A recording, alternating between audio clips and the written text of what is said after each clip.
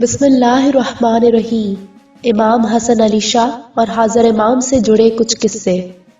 جھرک سندھ سے ایک بوڑھی عورت امام علیہ السلام کے لیے ایک مٹی کے برتن میں سرخ چاولوں کی ربڑی بنا کر لے کر آئی اور تھوڑے فاصلے پر کھڑی ہو گئی۔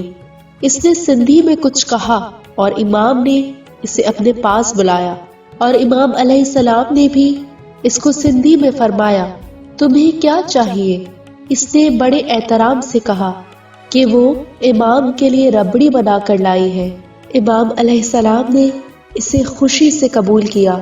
پھر اس نے کہا، یا مولا آپ اسے کھائیں، یا مولا تم کھا۔ امام نے ربڑی کو چکھا اور ایک خدمتگار کو حکم دیا کہ اس کا تھوڑا سا حصہ جماعت میں تقسیم کر دو۔ کچھ لوگوں نے اسے کھایا، لیکن کچھ نے گدے کے نیچے رکھ دیا اور کچھ نے دیوار پر پھینک دیا۔ امام حسن علی شاہ نے اسے دیکھا اور ان نافرمانوں کو یہ کہہ کر آزمایا کہ وہ جس نے جورا چکھا ہے اس کا قیامت میں حساب نہیں ہوگا، ان کی روحیں اللہ کے نور میں فنا ہوں گی۔ امام کی یہ بات سن کر لوگوں نے پھینکا ہوا جورا یعنی ربڑی کو گدے اور دیوار سے اٹھا اٹھا کر چاٹنے لگے۔ امام علیہ السلام نے فرمایا، اب اسے چاٹنا فضول ہے کیونکہ اب وقت نکل چکا ہے۔ قصہ 2۔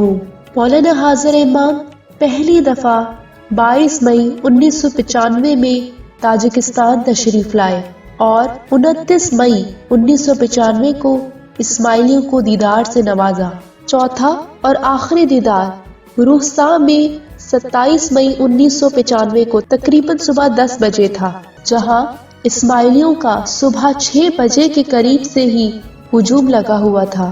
دوسری طرف امام کی گاڑی صبح 9 بجے شروع ہوئی۔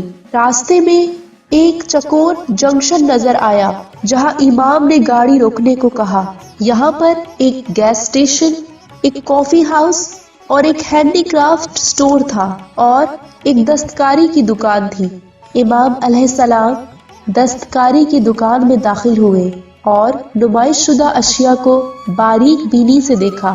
امام علیہ السلام نے ایک چھوٹا سا پیالہ لیا جس میں سورہ فاتحہ لکھی ہوئی تھی۔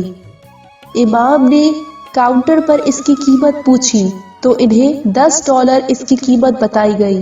امام نے اپنے سیکرٹری سے کہا کہ وہ دکاندار کو $20 دے دے اور پھر امام علیہ السلام نے یہ پیالہ اپنے کوٹ کی جیب میں ڈال لیا۔ پھر امام علیہ السلام اپنی منزل پر پہنچے جہاں ایک چھوٹی سی پہاڑی تھی۔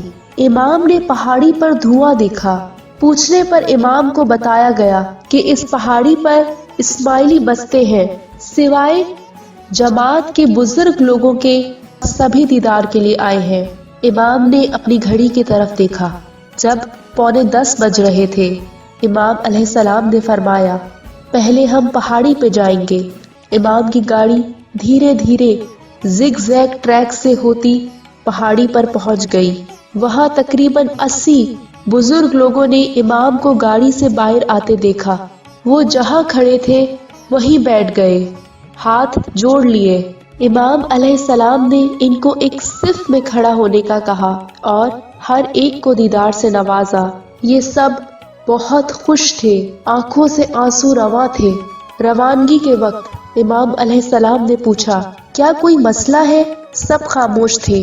امام نے دوبارہ دہرایا تو ایک بوڑھی عورت آگے بڑھی اور آگے بڑھ کر کہنے لگی، مولا روسی معدنیات کی انجینئروں نے دریافت کیا ہے کہ یہاں ہماری پہاڑی کے نیچے مقناطیسی لوڈ سٹون کی کشش بہت زیادہ ہے، جس کی وجہ سے حاملہ خواتین میں اسقاط حمل کے کیسز بڑھ رہے ہیں۔